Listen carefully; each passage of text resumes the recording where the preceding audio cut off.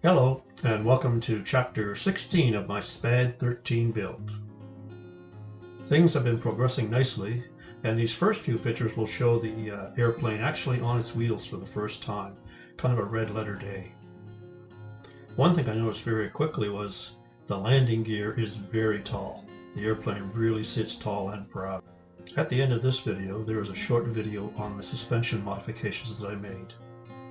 Next up are two pictures of the top wings that are showing the weathering attempts that came out reasonably good in my opinion. Can't wait to see what it looks like on the finished airplane. Here are two pictures with the exhaust pipes installed. These really bring out the real true look of the airplane. Next up, a short video of scale attempts. Hello, and welcome to my shop. Just want a little bit of an update. I thought I'd make a video of the where we are right now, how far I've come in the last little while.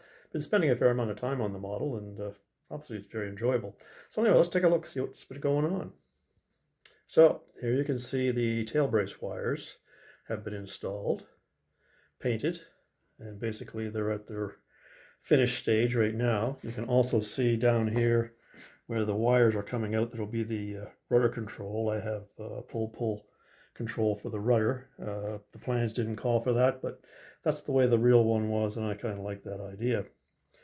So, moving right along, all the painting is done, the weathering has been done, and because the painting is all done, I was able to open up the cockpit area. So now you get a view of basically what I had done inside the cockpit before. And most of my switches, charging receptacles for the engine and the radio are inside the cockpit, so they're not going to be exposed on the outside edge of it. So that came out pretty good. And here you can see the exhaust pipe. I just finished installing those. And of course they really are the character of the SPAD. No other aircraft had exhaust like that. Also, it's now a lethal weapon. Look at this. We have our twin, what are they anyway? I forget. So these are the twin Vickers. I actually had a momentary lapse and couldn't remember what they were. I was thinking Spandau. They're not Spandau. And if you're coming head on into this little girl, yeah, they would look pretty lethal. So very happy with that. Again, the exhaust on this side. Everything is ready to go. If you're wondering what the this little thing right here is for, they have one on either side of them. They're actually for the spent shell casings as it comes off the machine gun. They drop out through there. So, coming along pretty good. Another shot of the cockpit interior.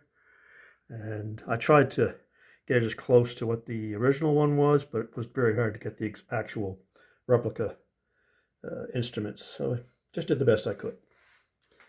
So again, very happy with everything that's going on. Again, here's the tail brace wires, and here's the other pull cable coming out for the rudder. So that's it for an update for that. Hope you've enjoyed it. Bye for now.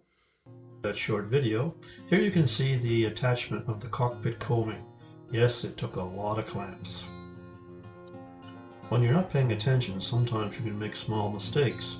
As in this case, you can see the sighting post in front of the windshield, and now you can see it in front of the windshield with the center of the windshield blocking it completely. Oops. This necessitated offsetting the aiming sights. On checking my documentation pictures, I found that this was actually to be true on the full scale. These next few pictures are just some general views as the model is slowly coming together.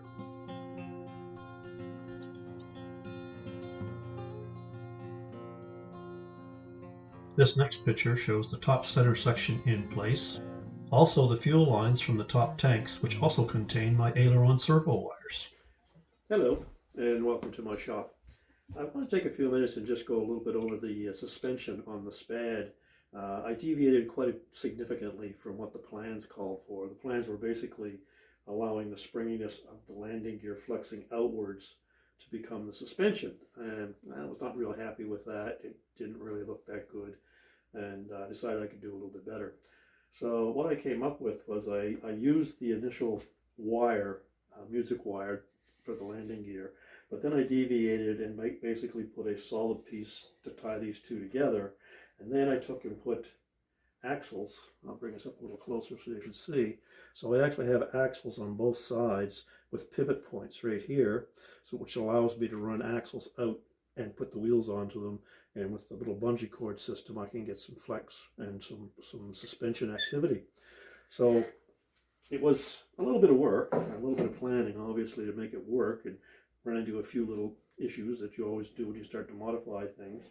But at any rate, what I ended up with was the bungee cord material. I sourced it on Amazon, where else. And as you can see, it's basically cut to the size that I need, and then I lace it with just ordinary sewing thread, a dash of CA glue, and you're good to go. And it's just a matter of lapping it over the attachment points around the axle, back on the other side, and of course I can put, there's two on there now, I can put as many as I want depending on how much weight the actual aircraft comes out to.